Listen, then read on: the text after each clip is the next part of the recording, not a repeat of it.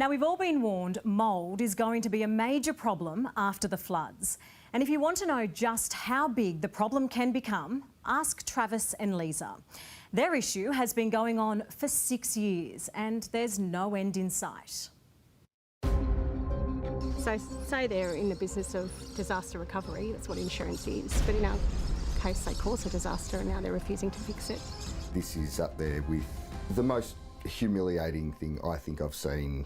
This is a story about a hard-working family that's endured 6 years of hell. We don't know how to fix the house. They're the experts, they're the people we turn to for help, and they've left us stranded, they really have.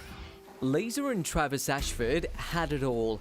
2 kids, a business and this beautiful home on Victoria's Surf Coast. But when they discovered mould in their home, it set off a chain reaction that not even the best insurance underwriters could have foreseen. I thought it was bad luck, our experience, terrible bad luck, or we had a mismanaged claim. Lisa's suffered lifelong allergies, including to a chemical known as salicylates, a common substance found in household products, food and even cleaning supplies, including mould treatments. I didn't want them to do it. I basically said, can you just cut out the mould and not use any chemical treatment because my allergies are a huge concern, and they said they couldn't do that. But they promised to do it safely. When the couple returned home, they say the reaction was instant. At first they told us they only used water and a damp cloth, but we knew that couldn't be right because I had an allergic reaction the minute I walked back into the house. It took them over a year to finally admit that they used a salicylate-based chemical mould treatment. Lisa ended up in emergency. I got this text saying I may not be here by the time he gets to the hospital. It was pretty hard to read. 6 years ago, with the bag of clothes the couple left home, they didn't know then they would never return. We still have the food in the fridge at the house. Everything is as it is as we walked out. The financial strain's been huge. Trying to juggle an empty house, pay the mortgage on that, and find somewhere to live for ourselves. Well, Amy put the family in accommodation for just over a year that eventually was cut off, forcing them to live out of a suitcase in holiday rentals. Lisa and Travis are now taking the insurer to court, demanding their home be fixed or rebuilt. One of Australia's leading respiratory specialists claims Lisa should never return home, as exposure to even the minutest concentration of salicylates would result in an allergic reaction, carrying a significant risk of death. While another report found PPE should be used when entering any part of the dwelling due to a high level of airborne mould still remaining. Their claims Amy denies. She said, "Please don't spray chemicals in my house." They said they wouldn't, and they did. The couple's hired insurance solicitor Michael Bates from law firm Beryl & Watson. They created the problem, but have just walked away. Who does that? This David versus Goliath showdown is now set to be heard by a judge. We asked Amy and parent company Suncorp for an interview, but they declined, in a statement telling us they found no reason to knock down and rebuild the home. We take all customer concerns seriously and have undertaken extensive inquiries to investigate the Ashfords' concerns throughout. Independent expert testing at the house has confirmed there is no salicylate contamination, and our experts have advised that any mould now at the house is unrelated to the insurance claims, but is rather caused by design and maintenance issues with the house. Don't purport to provide a service that is your key business, and don't. All you want really is happy kids and to provide a safe home for them. And we haven't been able to do that through all of this. Amy says it is defending the legal proceedings and welcomes the opportunity to resolve the dispute in the courts. Their full statement is on our homepage.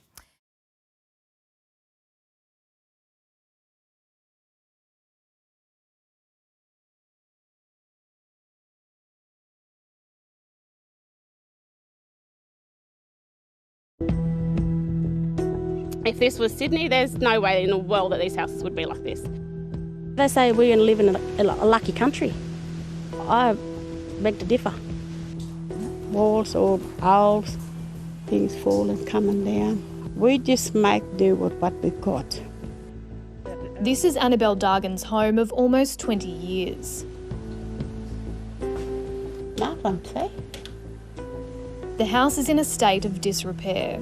Most rooms don't have electricity, cables are exposed, and for 9 months, the 78-year-old had to wash from a bucket because she didn't have hot water. This is my bathtub.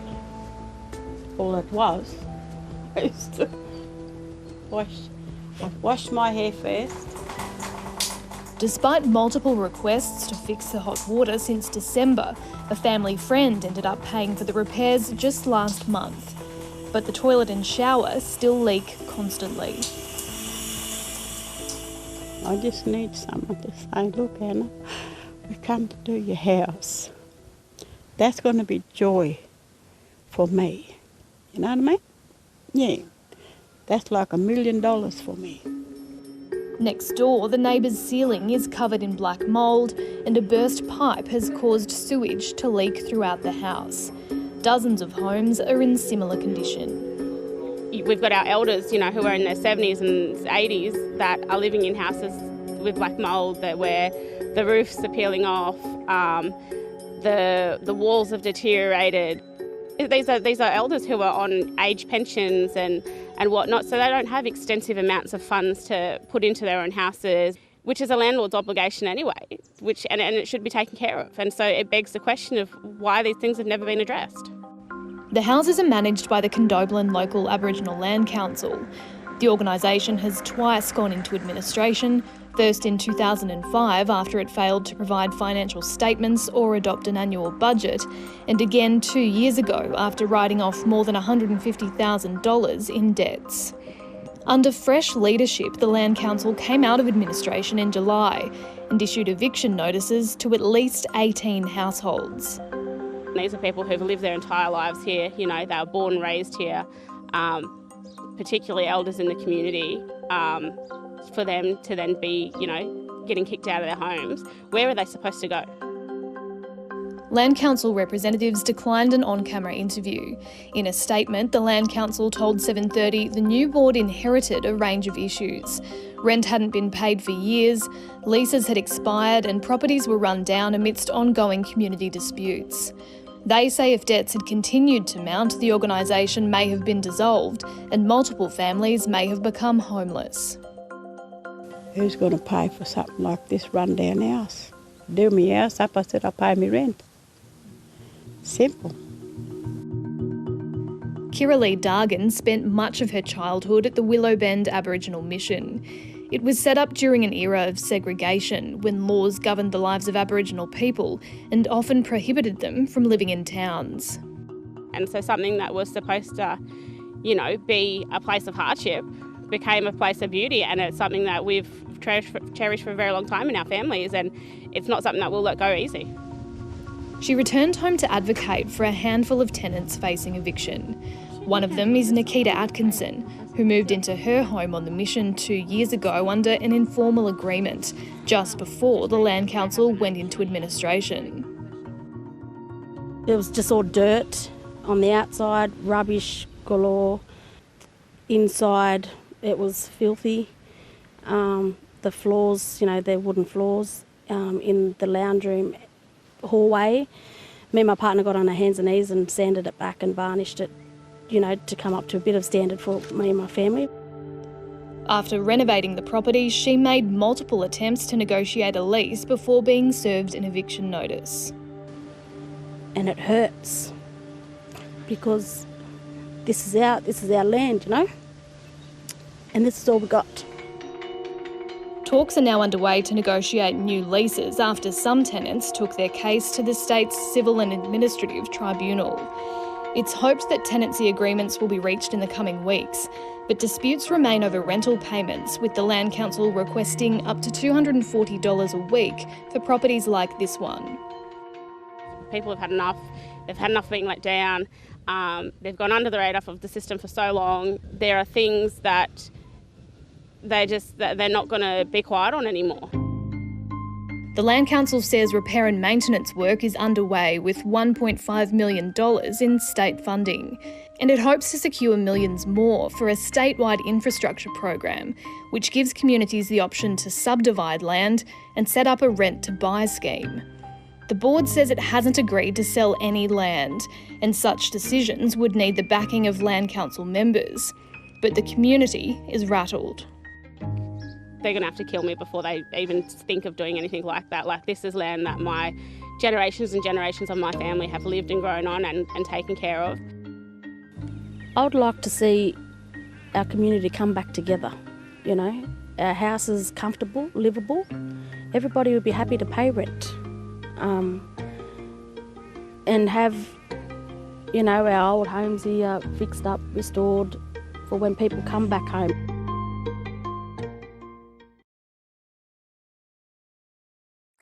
Hi, I'm Lee Sales. Thanks for watching this story. If you'd like to watch more of 730's stories, they are on the left of your screen. And tap on the button below to subscribe and get the latest from ABC News.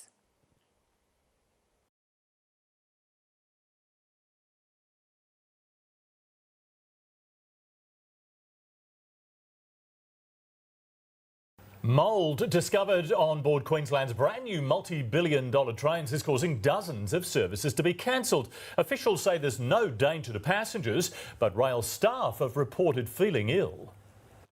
Flashy on the outside, problematic on the inside. Mould and also some odour that's occurring on our trains. The odour can be unpleasant. Mould similar to this likely growing inside the air conditioning units aboard Queensland's $4.4 billion NGR trains. At least 3 staff working aboard the trains told management they felt ill. While no passengers have fallen sick, many have complained about the smell. The good thing is that they are certainly back working. There are no long-term impacts. But there has been an impact on the timetable. There's been a lot of service disruptions of late due to train faults, delays and cancellations. 92 services, some of them on city lines, delayed or cancelled due to mouldy or smelly trains. We have seen some reduction in 6-car sets to 3-car sets, and we know that our customers are seeing that on a daily basis. Those services are now really congested and people may not be able to board those services. 25 of the multi-billion-dollar NGR trains have had to be taken out of service to be checked for mould and decontaminated. But it's not the first time this next-generation rolling stock has had mould issues. The mould issue first reported in 2018, adding to the problem-plagued trains, including doors not opening and the carriage toilets built too small to accommodate wheelchairs. Independent air testing shows there are no health or safety issues, the train's builder instead blaming the odour and mould issues on unseasonable humidity and heat. The filters, as an example, in the air conditioning has been replaced. The cleaning that occurs on the trains, that happens on a daily basis. Shannon Marshall McCormack, 9 News.